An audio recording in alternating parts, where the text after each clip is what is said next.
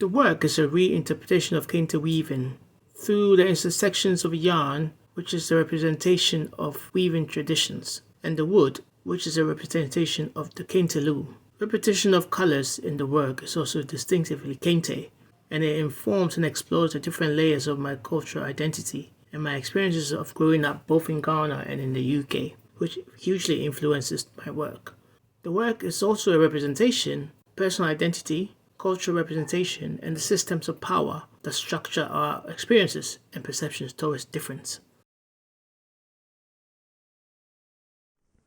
Hello, my name is Dana Doe, and this is my mutuality of being. It was born because I was in a struggling relationship that I wanted to repair, or at least to understand where all this fight comes from. I dived deep. It was dark and painful, and I still didn't fix it. But I'm not afraid anymore. I embrace it. I embrace you. I know you have your own traumas, your own relationships that tore you, or maybe are still treating you down. I feel you, and this work is my gift to you. It's a pretext for you to be with yourself, to let your mind wander, your heart go through, and your body feel. No messages, no teachings, no concepts, just you and your mutuality of being. This work is an exploration of urban migration and the increasing prevalence of man-made structures. It is inspired by living in Southampton, surrounded by its post-war architecture and industrial shoreline, as well as my own domestic setting.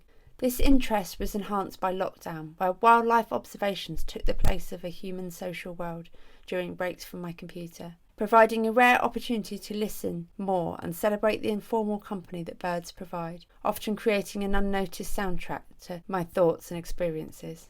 After reading Isabel Hardman's Natural Health Service, where she talks openly about the power of observing wildlife in managing her mental health, I decided to develop this further during this amazing opportunity to join the A-Space Lucky Dip programme. Having settled in Southampton 15 years ago, it became the place where I met my husband and provided a solid space for me to nest and have children. But in some respects, I still feel like a settling bird who has found space amid the concrete structures. While preparing these sculptures in my back garden, I developed a strong bond with a cheeky robin who was watching me very closely. I went on to record how other birds, followed by a hedgehog and then a frog, occupied these sculptures. With an increasing awareness of climate change crisis and the harmful aspects of being human and working in concrete pose a challenge, I tried to address this in my work by giving something back to the birds on my leaves, as an appeasement in the form of food and water. These sculptures act as an invitation to bridge the space that divides humans and non-humans, a gestural platter to invite nature to occupy the spaces around our urban inhabitation. This is a reflection of our proximity to nature, as well as concern for the impact we're having on it. Hello, I'm Dave. Thank you for coming along to Lucky Dip exhibition and taking an interest in keystrokes. First of all, to explain the name a little, in October last year, I had a serious stroke that nearly killed me, and so I started to explore this creatively. The key aspect of it is there because the first thing I wanted to do when I woke up from unconsciousness was to write poetry and start to type, hence keys. Apparently, although I don't remember this, very early on I asked for a pen so I could start writing, but obviously then I end up typing up what I've done. If you look around it, you can see a kind of illegible poem, which is what I first tried to write and I couldn't see properly. What I have produced, which is there on the desk as in a small pile, is a collection of poems called Keystrokes. They chart my illness and ongoing recovery, and there's also a couple which are univocal, i.e. they only have a single vowel, and these are ones that I've used to help with my cognitive recovery, my thought processes, as sort of writing exercises. The rest, the desk and so on, is an imagined workspace.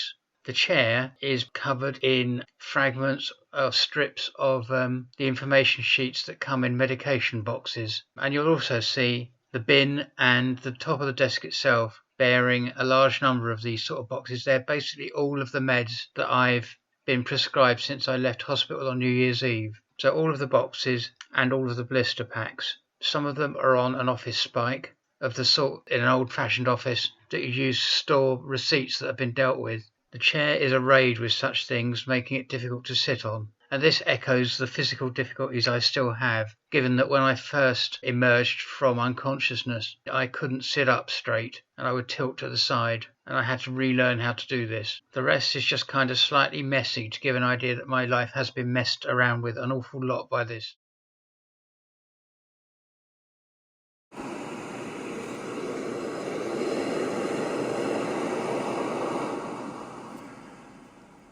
We're all connected to the ocean. The ever-changing movement and motion of the waves captures thoughts and lets them drift along, washing up at the shore.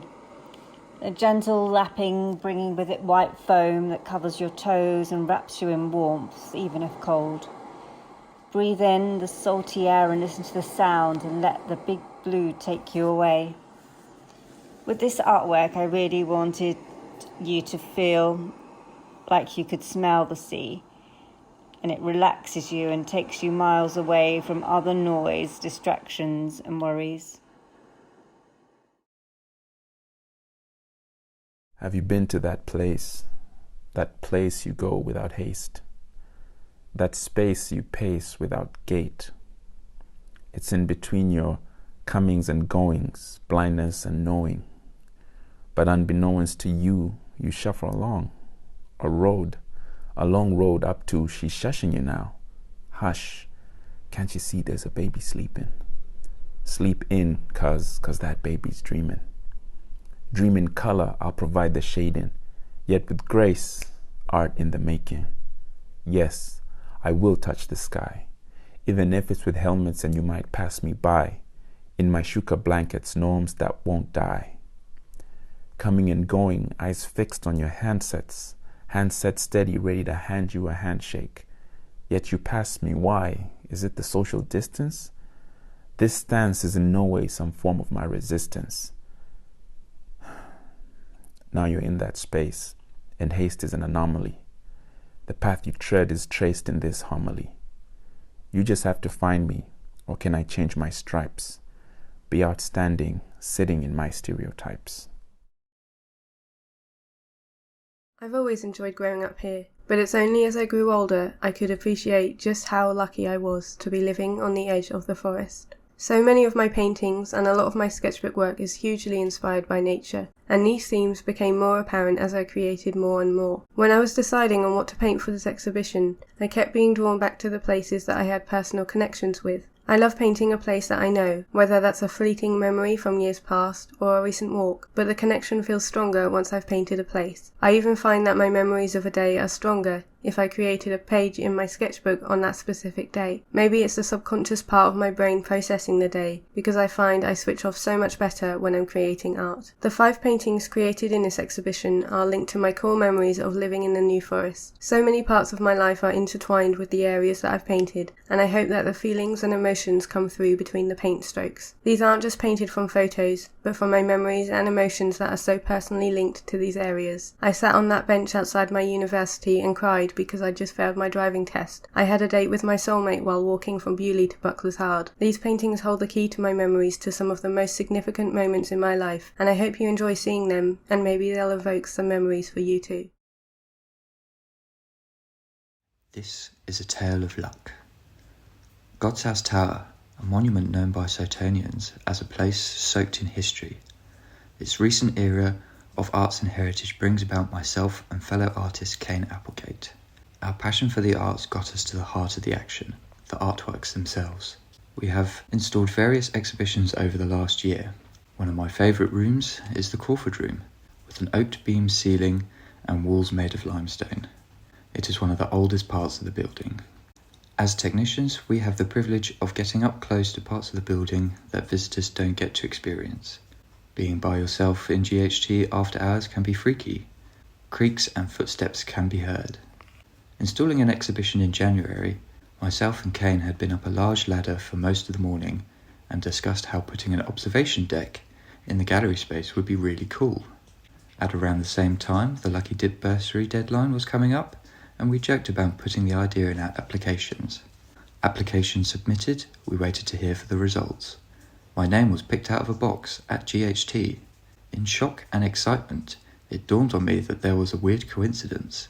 Us talking about building decks in a gallery, to my name being picked. Was something listening? Or someone? Or was it luck?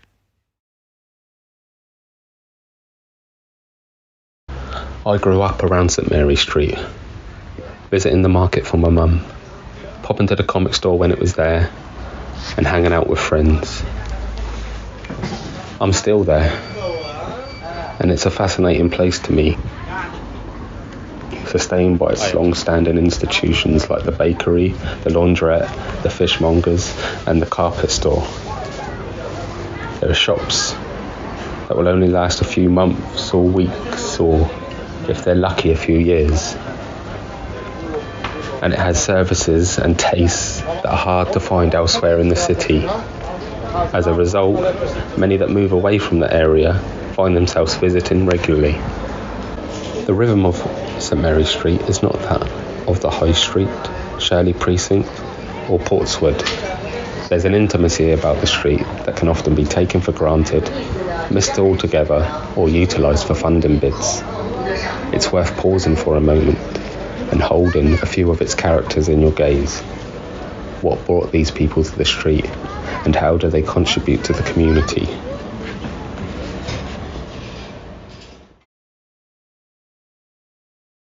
Lockdown. 1, 2, or was it 3? It could be any or it could be all of them. Same thing, different season, over and over. You could start an argument in an empty room. One of my husband's favourite sayings to me. Oh, I'm so itchy. What was it I was saying? I think it's time to take myself off for a brisk walk. The only way I can calm myself down. I'm irritable and I'm snappy. I just don't recognise myself anymore. Don't look at me. The third load of laundry today. How do we manage to create so much washing? Just don't like this person me anymore. What are we going to have for dinner? I need to get out. I'll pop to the shop. Ugh, so much blood loss in one day. I'm overheating. I'm too hot. Please don't touch me. In fact, turn over and breathe in the other direction. No, not tonight, love. The definition of menopause is where we officially mark the end of the female reproduction. You enter the menopause typically after no bleeding for 12 months. The perimenopause, the time around the menopause when you may still have bleeding but will experience the symptoms of the menopause. These are symptoms such as changes in your period cycle, hot flashes, sleep disturbance, and mood swings. These are just a few of the more common symptoms. Many women like myself don't even realise that the symptoms they're experiencing are due to entering the beginning stages of the menopause, the perimenopause. This body of work is based on a brief moment capturing emotions, thoughts and feelings of my mental health during the lockdown, in which conversation with friends and medical advice was harder to access. Witch hunt creates a physical prison with both internal and external structures. From the front, it appears to be a wall, with the gaps made of the gloves and strings. Through the gaps is a tiny area that has been burned out the vaginal hole that penetrates the outside.